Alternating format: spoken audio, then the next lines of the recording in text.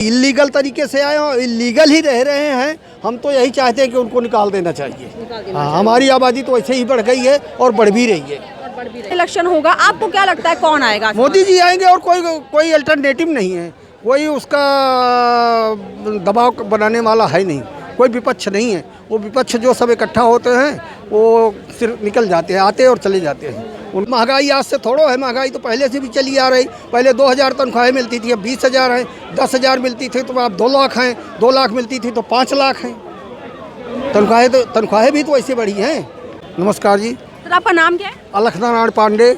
अच्छा सर, मुझे ये बताइए, अभी हमारे देश में जो रोहिंग्या मुसलमान जो बाहर से आ गए, इलीगल तरीके से आके रह रहे हैं, आपको क्या लगता है उनको हमारे देश में रहने देना चाहिए क्योंकि वो बहुत साल से रह रहे हैं, या ये गलत है, इनको अपने देश में यहाँ से भेज देना चाहिए? देखिए, वो हमारे देश में वो बाद में आए हैं क्योंकि वो इलीगल तरीके से आए और इलीगल ही रह रहे हैं। हम तो यही चाहते हैं कि उनको निकाल देना चाहिए। हमारी आबादी तो ऐसे ही बढ़ गई है और बढ़ भी रही है।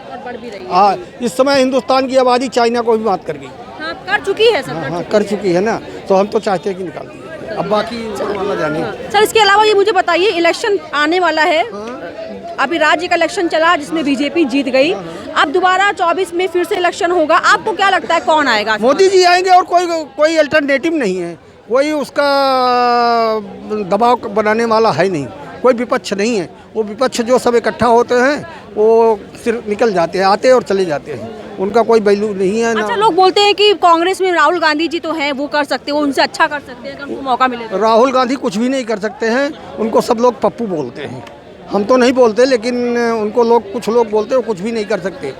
अच्छा सर, पप्पू क्यों बोलते हैं? पता नहीं, ऐसे ही लीगल बातें करते हैं। कहीं हिंदुस्तान की बुराई अमेरिका में कर रहे हैं, तो कहीं चाइना में कर रहे हैं, तो कहीं जहाँ जाते हैं वहाँ। हिंदुस्तान की जिस देश में हम रहते हैं उसकी बुराई करनी चाहिए। मान लो खराब ही है तब भी नहीं करनी चाहिए। बताओ, ऐसा तो और क्या है ये सब बातें? अरे तुम जिसके जो खराब है उसके बारे में बताओ। हाँ, अपने देश को तो मत बदनाम करो भाई कि हमारे यहाँ ऐसे होता। हमारे यहाँ बोलो कि हमारे यहाँ मोदी ऐसा करता है, या हमारे यहाँ ये फला आदमी ऐसा करता है, राजनाथ सिंह या जो भी जिसके अमित शाह जो भी कुछ हो, उनके बारे में बोलो ना। ऐसा तो नहीं बोलना चाहिए कि हमारे देश के बारे में नहीं बोलना चाहिए। हाँ। अच्छा, इसके अलावा ये भी बोलते हैं कि मोदी हटाओ देश बचाओ, मोदी ने देश को बेच दिया। मोदी ने कहाँ देश को बेच दिया है? कौन सा देश बिका हुआ है? हिंदुस्तान में बाहर से लोग आके रह रहे हैं। पूरे विश्व के 5वें नंबर पे एक नामी आ गई है। कहाँ 165-66 देश में कितना 150वां नंबर होता था हिंदुस्तान का, आज 5वें नंबर पे एक नामी खड़ी है। सारे रक्षा के सामान हिंदुस्तान में बढ़ रहे हैं। हम क्या कहते हैं, मुस्लिम कंट्रीज को सारा बेच रहे हैं। 3-4 देशों को छोड़ करके बाकी तो सभी खरीद रहे हैं। यही अमेरिका, रसिया और चाइना वगैरह को छोड़ करके बाकी तो सब खरीद ही रहे हैं। 101% सामान हम हिंदुस्तान में बना रहे हैं। कौन सा रक्षा का सामान ऐसा है और कौन सी ऐसी मिलिट्री है और कौन सा ऐसा देश है जो हमें हरा सकता है? बताइए आप। फिर भी कहते हैं कि जो बीजेपी गवर्नमेंट है, मोदी जी है, वो महंगाई को कंट्रोल नहीं कर पा रहे। महंगाई आज से थोड़ो है, महंगाई तो पहले से भी चली आ रही। पहले 2000 तनख्वाहें मिलती थी, अब 20,000 हैं। 10,000 मिलती थी तो अब 2 लाख हैं। 2 लाख मिलती थी तो 5 लाख हैं। तनख्वाहें भी तो ऐसे बढ़ी हैं। आज मोदी जी हमारे यूपी की बात, मैं यूपी से हूँ, अमेठी से, प्रतापगढ़ से। यूपी में 2 बार राशन देते हैं महीने में, 2 बार फ्री। और ये नहीं है कि ये मुसलमान है, ये हिंदू है, ये शेड्यूल कास्ट है, ये ब्राह्मण है या ये ठाकुर है।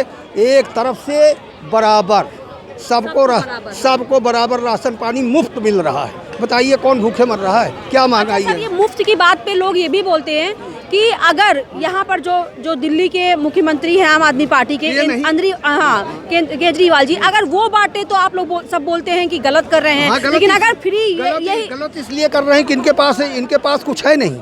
ये नहीं चला सकते हैं। यहाँ सेंट्रल गवर्नमेंट बैठी हुई है, वो चला सकते हैं। उनके पास पैसा ज़्यादा है, इनके पास नहीं। इनके पास सीमित धन आता है, इसलिए इनको फ्री में नहीं बांटना चाहिए। अच्छा, मतलब वो सेंटर वाले तो वो कर सकते हैं, ये इनके पास एक सीमित अमाउंट है तो सेंट्रल तो कुछ भी कर सकती है, वो सेंट्रल वाले कर रहे हैं। वहाँ जोगी जी नहीं कर रहे हैं, पैसा यहाँ से जाता है।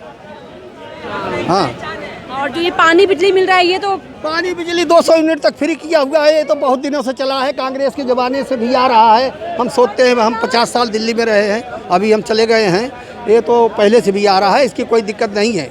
अच्छा, इसके अलावा ये मुझे बताइए कि लोग ये भी बोलते हैं, खासकर मोदी जी पे बोलते हैं कि वो बहुत कट्टर सोच रखते हैं, बहुत कट्टर हैं और वो बहुत ज़्यादा हिंदू करते हैं। उनके आने के बाद से ज़्यादा हिंदू मुसलमान होना शुरू हो गया। नहीं, हिंदू कुछ नहीं करते हैं, उनके लिए सब बराबर हैं।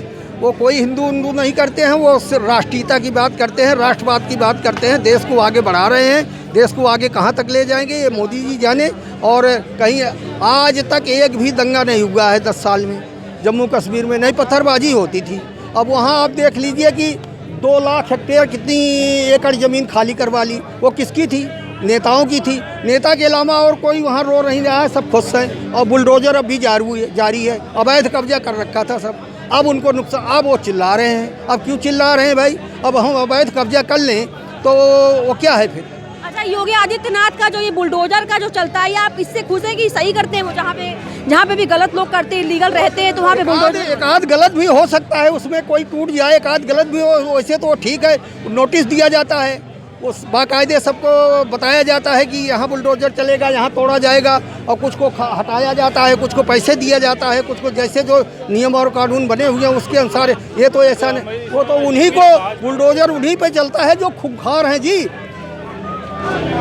जो खूंखार आतंकवादी हैं, जो गलत लोग हैं, गलत तरीके से रहते हैं। हाँ, उनके लिए है बुलडोजर। हमारे लिए, हमारे यहाँ तो कभी बुलडोजर नहीं चला।